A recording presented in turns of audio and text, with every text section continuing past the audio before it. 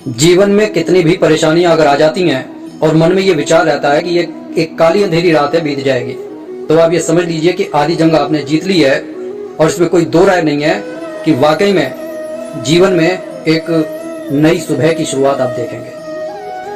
अगर एक व्यक्ति को एक समय, एक दिन सफर में बिताना पड़ जाता है तो उसे दिन में तारे नजर आ जाते हैं।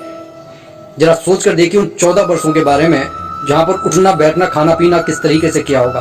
दरअसल प्रभु श्री राम का जीवन यही दिखाने की कोशिश कर रहा है कि काली अंधेरी रात है, बीत जाएगी, बस अपने आप पर विश्वास रखो, उम्मीद की डोर को पकड़े रखो। इसे एक कहानी से समझते हैं। सन 1950 में एक वैज्ञानिक कर्ट रिक्टर ने चूहों पर एक शोध किया।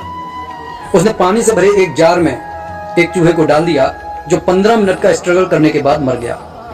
तब उसने उस जार में एक दूसरे चूहे को डाला और जब वो डूबने लगा तब उसे बाहर निकाल दिया और जब वो अच्छी तरह से सूख गया तब उसे दोबारा पानी से भरे उस जार में डाल दिया और वो स्ट्रगल करने लगा।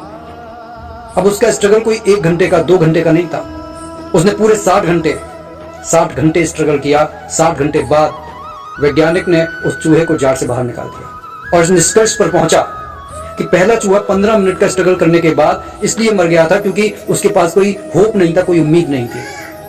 लेकिन दूसरे चूहे के पास एक उम्मीद थी कि अब भी उसे कोई बचा लेगा। कहने का मतलब यह है कि प्रभु सुमिरन की छोटी छोटी कहानियां हमारे अंधेरे मन में रोशनी पैदा कर देती हैं।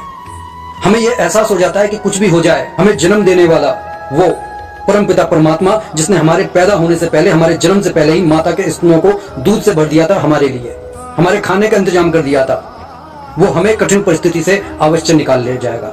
बोलो जय जय सीताराम।